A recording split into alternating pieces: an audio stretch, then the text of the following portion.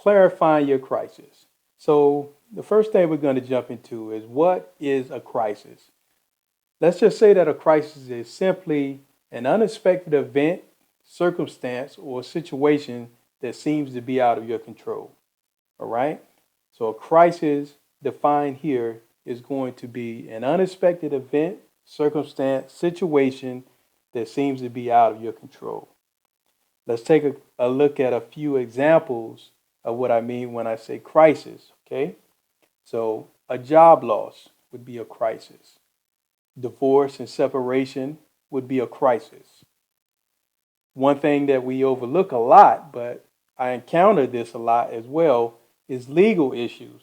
It may be you that's facing the legal issues, or it could be one of your loved ones that's facing legal issues. But legal issues definitely could be a time of crisis, not only for the person that is facing the legal issues, but also the team around them, family, friends, their business. It's just a major crisis that we tend to overlook, right?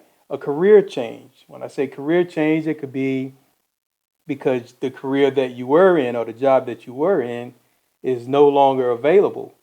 Or it could be something simple as retiring from the military or retiring from whatever it is that you've been doing in the past. Let's say, for example, you just finished up your master's degree or your doctorate degree, and now it's time to get to work.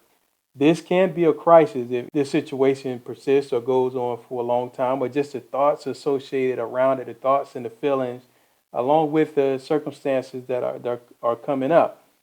But also, not only should we look at the examples of crisis, we should also look at the example of the effects of the crisis that you may be facing.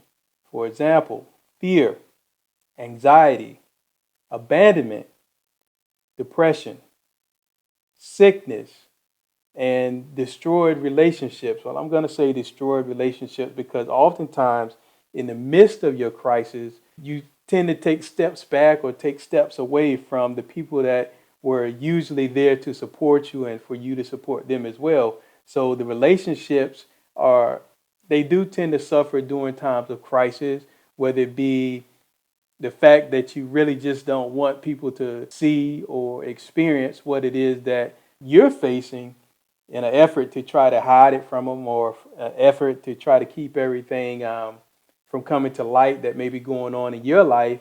You just feel like the best thing that you can do is not be around those people so that they can't spot those situations that's going on in your life, especially if you're not ready to be vulnerable enough to talk about those things, okay? So here's what we need to do. This is one thing that you need to do in this situation. You need to ask yourself, how are you personally being affected by the crisis or the complicated times that you're currently facing?